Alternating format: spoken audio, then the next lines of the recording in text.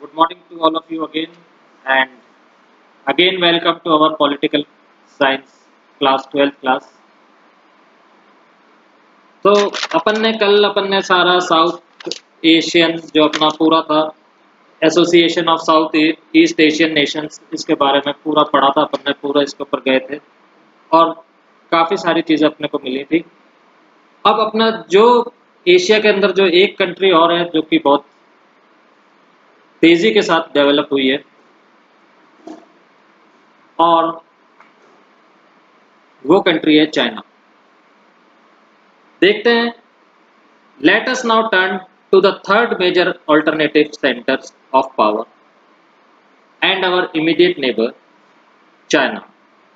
The cartoon on the following page sums up the correct mood all over the world about the rise of China as an economic power। तो cartoon जो आप देख रहे हैं, जो dragon अपन बोलते हैं ना कि बार बार अखबार में भी आ रहा है कि ड्रैगन ये चाइना है। ये जो आप कार्टून देख रहे हैं, ठीक है, पेज नंबर 59 पे चाइना ड्रैगन के नाम से भी जाना जाता है, या इसका सिंबल है ड्रैगन। तो अपन कई दफे न्यूज़पेपर में देखते हैं, पढ़ते हैं, न्यूज़ पे भी सुनते हैं कि अभी जो चल रहा है कि ड्रैगन और इंडिया के बीच में या ये हो रहा है या ये हो रहा है। ये तो ये जो कार्टून दिखाया गया है इसके बारे में अभी अपन पढ़ेंगे, समझेंगे। China's economic success since 1978 has been linked to its rise as a great power. China has been the fastest growing economy since the reforms first began there. It is projected to overtake US as the world's largest economy by 2040. Its economic integration into the region market the driver of East Asian growth, thereby giving it enormous influence in regional affairs. The strength of its economy, together with other factors such as population, land mass, resources, regional location, and political influence, adds to its power in significant ways. तो देखते हैं China जो अपना पड़ोसी है, अपन अपने बिल्कुल नज़दीक के पड़ोसी और शक्ति के तीसरे बड़े केंद्र यानी कि थर्ड पावरफुल नेशन, उसको अपन देखेंगे चीन को। अपन चीन की ओर रुख करते हैं। आर्थिक शक्ति यानी कि इकोनॉमिक पावर के रूप में चीन का उदय जो हुआ वो पूरी दुनिया में जिस तरह देखा जा रहा है उसे अगले पन्ने पर अंकित कार्टून एकदम ठीक ठाक बता रहा है। यानी कि ये कितनी तेजी के साथ, ये सपोज करिए ये कोई कंट्री है और ये चाइना, ये कितनी तेजी के साथ बढ़ करके उसके ऊपर आ रहा है। और मैंने आपको बताया था कि कितना तेजी के साथ ये बढ़ करके अपने इंडिया के अंदर भी आ गया। सारा मार्केट जो था चाइनीज प्रोडक्ट से भरा हुआ, सारा मार्केट। आप चाहे मोबाइल लीजिए, चाहे आप खिलौने लीजिए, चाहे आप मोटर पार्ट्स लीजिए, चाहे आप कोई सी भी चीज़ लीजिए, आपको चाइनीज इलेक्ट्रॉनिक जितना भी है सब आपको चाइनीज ही मिलेगा। तो इसकी इकोनॉमी इतनी तेजी से बढ़ती हुई आगे आई है और ये कार्टून जो है ये बिल्कुल सही बता रहा है। 1978 के बाद से जारी चीन का जो इकोनॉमिक सक्सेस है वो उसको एक महाशक्ति के रूप में इसके उभरने के साथ जोड़कर देखा जा सकता है। यानी कि एक महाशक्ति मतलब जितनी तेजी के साथ ये इकोनॉमिक डेवलपमेंट कर रहा है तो इसको देखा जा सकता है कि ये एक बहुत बड़ी महाशक्ति बनकर के आ गया है।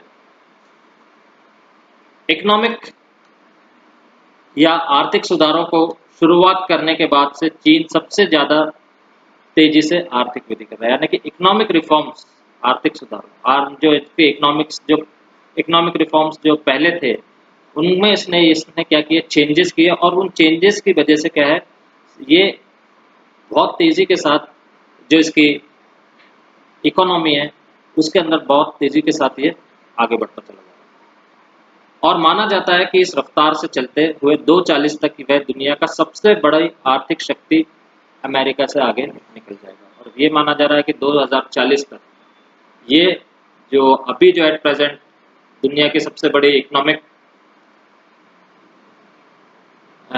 शक्ति है अमेरिका, उससे आगे निकल जाएगा।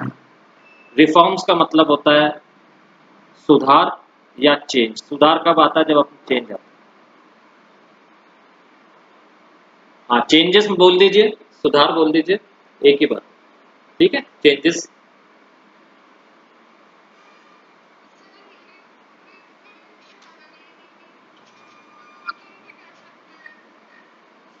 क्या बेटा, आप उस पर लिखो चैट ऑप्शन पे, जो क्वेश्चन है आपका उसको चैट ऑप्शन पे डालो।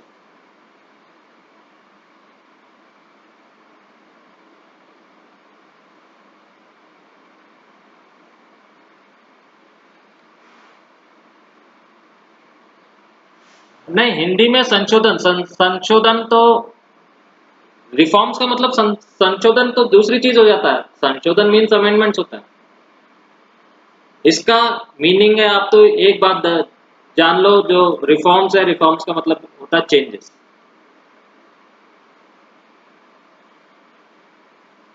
सुधार, हाँ, दोनों एक ही चीज है, सुधार और चेंजेस। मतलब फॉर एग्जाम्पल, अगर मैं मान लीजिए मैं बहुत बिगड़ा हुआ आदमी हूं, तो मेरे में सुधार आया और अब मेरे में सुधार आ गया, तो इट मीन्स मेरे में चेंज हुआ ना। इट मीन्स मेरे में चेंज हुआ। तो वो सुधार और चेंज एक ही, यहाँ पे एक ही मतलब निकाल, एक ही मतलब निकलता है। ठीक है, तो अपन ये पढ़ रहे थे कि 2040 तक ये क्या है, ये एक बहुत बड़ी इकोनॉमिक सुपर पावर बन के उभरेगा और हो सकता है ये 2040 तक अमेरिका को भी पीछे छोड़। एट इकोनॉमिक लेवल, आर्थिक स्तर पर अपने पड़ोसी मुल्कों से जुड़ाव के चलते चीन पूर्व एशिया के विकास का इंजन जैसे बना हुआ। अब आर्थिक स्तर पर एट इकोनॉमिक लेवल, और अब चाइना के जितने भी आसपास की कंट्रीज हैं ईस्ट एशिया की, वो इन सारी कंट्रीज से जुड़ा हुआ है।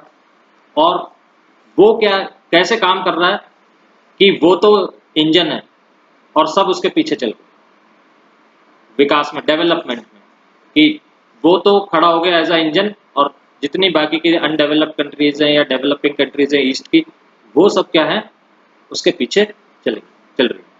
इस तरह से उसने अपना आप को तैयार कर लिया। और इस कारण रीजनल लेवल्स पर, यानी कि रीजनल अफेयर्स में, या अपन बोल सकते हैं रीजनल मामलों में, उसका प्रभाव बहुत बढ़ गया। और इसी कारण से क्या है, अब देशों के बीच में या रीजन्स में उसका प्रभाव बहुत ज्यादा बढ़ चुका है। अब वो, अभी आप देख सकते हैं कि उसका प्रभाव कितना ज्यादा है। उसने श्रीलंका में एक आइलैंड लिया, श्रीलंका को कुछ कर्ज दिया था उसने, लोन दिया था, और वो लोन इतना भारी पड़ गया कि उसने एक आइलैंड 99 ईयर्स के लिए लीज पे ले लिया श्रीलंका से, कि वो 99 ईयर्स तक चाइना का ही रहेगा वो। अब उसने वहां पे क्या कर लिया अपना, उसने वहां पे अपना मिलिट्री बेस बना दिया, एयर बेस बना दिया। सिमिलरली ऐसे ही उसने, आप अगर साउथ ईस्ट आपने पढ़ते ईस्ट की करते हैं, देख ईस्ट की तरफ अगर आप पॉलिटिक्स पढ़ते हैं, न्यूज़पेपर पढ़ते हैं या न्यूज़ देखते हैं, तो कई जगह जैसे ताइवान है या फिलीपींस है और जापान के भी कुछ आइलैंड्स हैं, और इस तरह के छोटे मोटे जितने भी कंट्रीज हैं, उन सबके ऊपर वो क्या अपनी धौंस जमाता है कि अब ये रीजन तो मेरा है। और उसने काफी मिलिट्री और काफी नेवी भी लगा रखी है। तो अब क्या हो गया, जब इतनी पावरफुल हो गया, हाँ वियतनाम ऑल्सो, सब जगह, इस जगह जहाँ पे भी उसका वो है, तो ये क्या है, इसका प्रभाव बहुत बढ़ गया। इसकी एक तो इसकी सबसे बड़ी खासियत क्या है, इसकी विशाल आबादी, बहुत बड़ी आबादी है।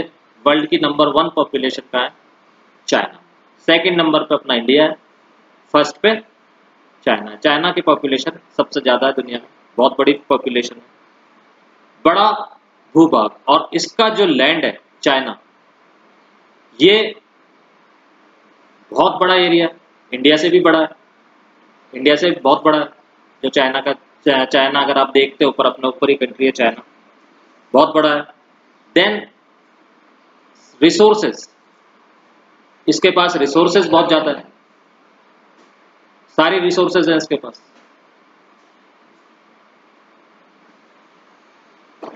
Then regional location and political influence. अब इसकी रीजनल लोकेशन भी ऐसी है कि अगर अपन फिजिकल लोकेशन इसकी देखते हैं तो फिजिकल लोकेशन भी इसकी इतनी है, इतनी अच्छी है कि इसके पास सारे रिसोर्सेज पैदा हो जाए। मतलब जो नेचर ने जो दे रखी है, हाँ चाइना बहुत ज़्यादा डेवलप है। अब ये जो इसके जो नेचर से जो रिसोर्सेज प्राप्त हैं वो सारी इसके पास है, यानी कि इसकी फिजिकल लोकेशन जो है वो बहुत अच्छी है। देन इसका पॉलिटिकल इन्फ्लुएंस, अब पॉलिटिकल इन्फ्लुएंस भी बहुत तगड़ा है। अब नेचुरल बात है, आज आप वेल्दी हो जाओगे, डेवलप हो जाओगे, तो आपका भी क्या होगा, समाज के अंदर इन्फ्लुएंस ज़्यादा होगा। हाँ, it is third powerful country China. तो इसका भी क्या हो जाएगा, आपका भी क्या हो जाएगा समाज के अंदर, अगर आप अच्छे वेल्दी हो जाओगे, आपकी इकोनॉमिक कंडीशंस अच्छी हो जाएंगी, तो समाज में आपका आपका दर्जा भी ऊंचा हो जाता है। ऐसे ही सिमिलरली जब इसका भी ये अमीर हो गया, इसकी इकोनॉमिक कंडीशंस बहुत अच्छी हो गई, डेवलप्ड हो गया, तो इसका भी दुनिया के अंदर जो है दर्जा क्या है, बहुत ऊंचा हो गया। इसके आप क्या है, ये पॉलिटिकल इन्फ्लुएंस कर देता, कहीं पे भी पॉलिटिकल वे के अंदर भी हस्तक्षेप कर देता। तो अब देखिए, अब ये इंडिया के साथ कैसे हस्तक्षेप कर रहा है, डायरेक्ट तो कर ही नहीं रहा, डायरेक्ट तो इंटरफेयर कर ही नहीं रहा इंडिया में। अब अगर आप आज की न्यूज़ देखते हैं तो इंडियन न्यूज़ चैनल को अपन ने चाइना की बंद कराई, तो उधर से उसने भी इंडियन न्यूज़ चैनल्स को झटका दे दिया, उसने नेपाल में सारे इंडिया के चैनल्स बंद करवा दिए कि इंडिया का एक भी चैनल नहीं चलेगा, दूरदर्शन को छोड़ दो। तो किसी ना किसी वे में वो क्या है, अपने छाप छोड़ रहा है, इन्फ्लुएंस कर रहा है।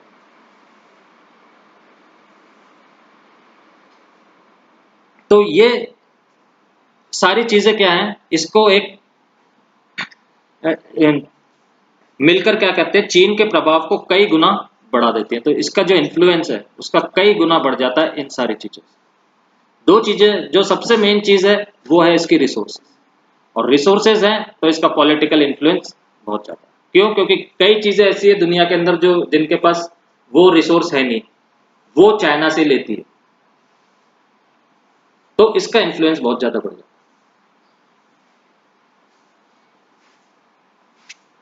Got it? फर्स्ट पैराग्राफ समझ में आ गया? क्लियर? कोई क्वेश्चन? चले आगे।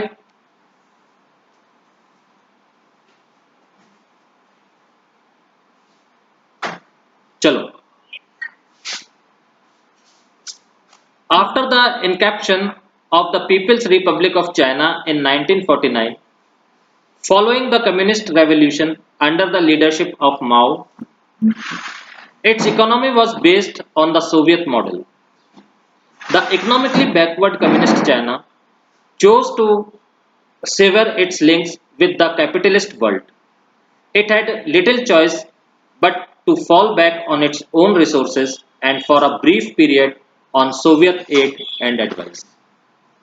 The model was to create a state-owned heavy industries sector from the capital accumulated from agriculture. As it was a short of foreign exchange that it needed in order to buy technology and goods on the world market, China decided to substitute imports by domestic goods. Now what happened? 1949 में माओ के नेतृत्व में, यानी कि in the leadership of माओ, क्या हुई? साम्यवादी क्रांति के बाद यानी कि जो कम्युनिस्ट गवर्नमेंट जो चल रही थी उसका जो रेवोल्यूशन हुआ, उसके बाद गणराज्य की स्थापना के समय यहाँ की इंसेप्शन मीन्स आफ्टर द, यानी कि of the People's Republic of China in 1949, 1949 में माओ के नेतृत्व में हुई समाजवादी क्रांति के बाद चीनी जनवादी गण की स्थापना के समय यहाँ की अब देखो इसका इंसेप्शन मीन्स क्या होता है, यहाँ पे होता है आपका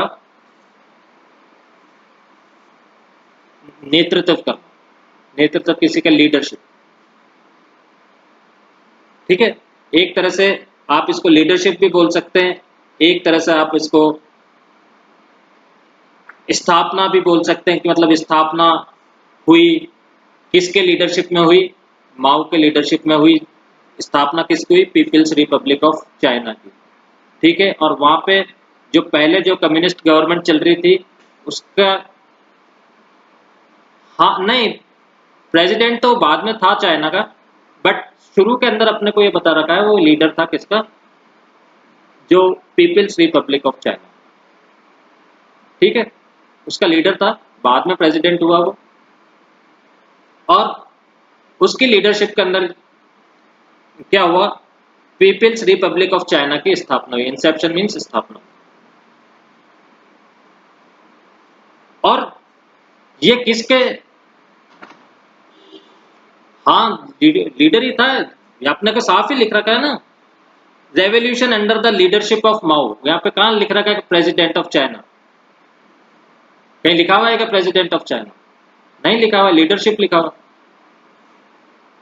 तो आप काय के लिए जा रहे हो कि वो प्रेसिडेंट था या नहीं, जब लीडरशिप लिखा है, नेता लिखा है, तो नेता था, लीडर था।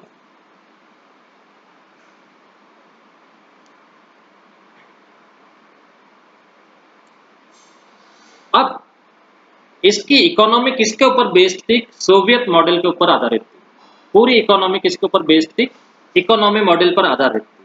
और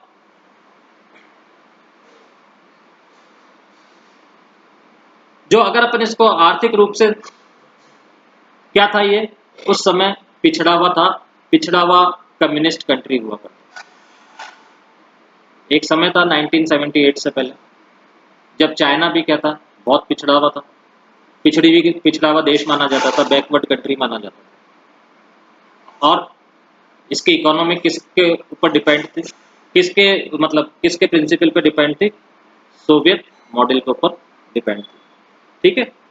अब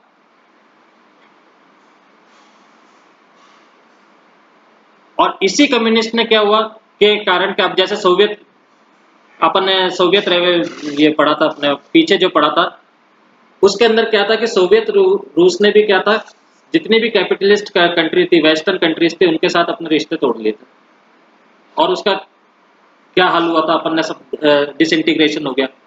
सिमिलरली चाइना ने भी क्या किया, जब इसमें भी कम्युनिस्ट थी, ये चल ही किस पे रहा था, सोवियत मॉडल पे चल रहा था, सोवियत एडवाइस पे चल रहा था।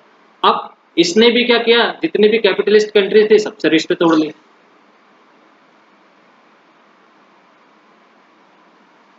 ठीक है। अब सबसे रिश्ते तोड़ लिए चाइना ने। अब इसके बाद क्या करें, जब कैपिटलिस्ट इकोनॉमी तोड़ दी तो अब कहां से टेक्नोलॉजी आएगी,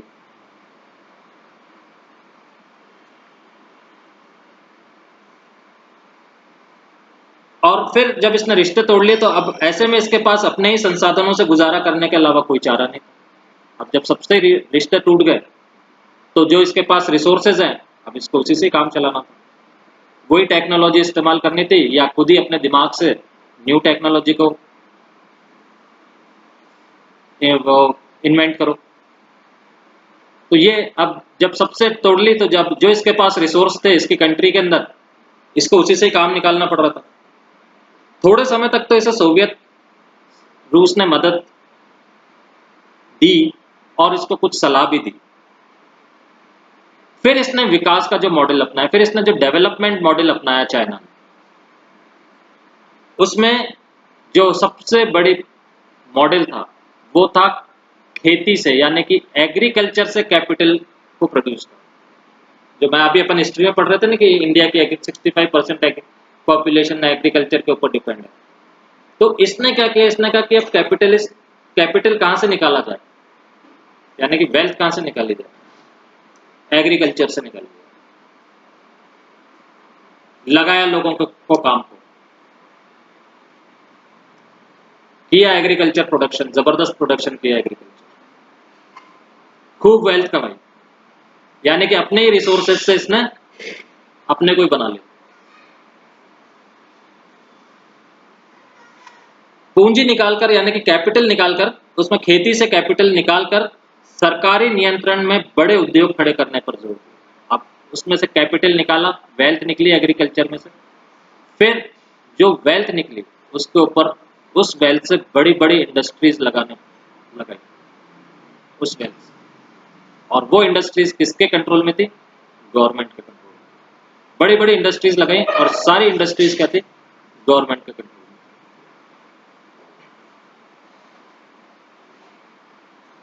हाँ, और अब जब ये सब काम अंदर ही अंदर हो रहा था, अपने रिसोर्सेज से ये अपनी बिल्डिंग बना रहा था, अपने कैपिटल से अपने उद्योग लगा रहा था, सब काम मतलब अंदर ही चल रहा था, बाहर से तो कोई इसको, बाहर से तो बिल्कुल कट ऑफ ही हो गया था। तो अब इसके पास प्रॉब्लम क्या क्या आने लगी, इसके पास विदेशी बाजारों से टेक्निक और सामानों की खरीद के लिए विदेशी मुद्रा की कमी थी। अब कोई चीज अगर आपको बाहर से खरीदनी है तो आपके पास क्या होना चाहिए, इंटरनेशनल करेंसी होनी चाहिए। अब जब आपके पास इंटरनेशनल करेंसी है ही नहीं तो आप कैसे माल खरीद सकते हो। अब जैसे चाइना में जो करेंसी चलती है वो करेंसी देकर ये साउथ, एग्जाम्पल दे रहा हूँ, सऊदी अरेबिया से तेल तो नहीं खरीद सकता, वो क्या करेगा चाइनीज करेंसी का, सऊदी अरेबिया क्या करेगा चाइनीज करेंसी का, तो उसके लिए रद्दी है जब तक कि उसको इंटरनेशनल करेंसी नहीं मिली। या तो गोल्ड में पेमेंट करो या फिर इंटरनेशनल करेंसी जो डॉलर है उसमें पेमेंट करो, नहीं तो आपकी करेंसी तो क्या है, रद्दी है उसके लिए। वो क्या करेगा आपकी चाइनीज करेंसी को लेकर के। या फॉर एग्जाम्पल जैसे अपन है, अपने को तेल खरीदना है, जैसे सपोज करो इंडिया को तेल खरीदना है, कुवैत से तेल खरीदना है या इराक से तेल खरीदना है, तो अगर अपन उसको रुपीज देंगे तो वो रुपीज का क्या करेगा, उसके तो कोई यूज का ही नहीं, वो क्या करेगा रुपीज का। तो आप उसको या तो इंटरनेशनल करेंसी में पे करो, डॉलर में पे करना पड़ेगा। अब डॉलर लाओगे कहां से, डॉलर लाओगे कहां से, डॉलर तो जब भी लाओगे जब एक्सचेंज होगा कुछ ना कुछ। फॉर एग्जाम्पल आप टीवी पे एडवर्टाइजमेंट देखते होंगे, टूरिज्म को बढ़ावा दीजिए, टूरिज्म को ये करिए, क्यों इतना जोर देते हैं कि टूरिज्म स्पॉट बनाए जाते हैं, टूरिज्म पे जोर दिया जाता है, क्यों, क्योंकि बाहर से जो विदेशी आते हैं उनको इंडिया में रहने के लिए, खाने के लिए किसकी जरूरत पड़ती है, रुपीज की जरूरत पड़ती है। तो वो यहाँ पे जो उनकी करेंसी है वो यहाँ पे देते हैं और उसके बदले में रुपीज लेते हैं और फिर वो यहाँ पे घूमते हैं। क्योंकि यहाँ पे आप किसी को यूरो दोगे तो वो यूरो का क्या करेगा, चलेगा ही नहीं। आप रुपीज दोगे वही चलेगा, बट इंटरनेशनल मार्केट में ऐसा नहीं।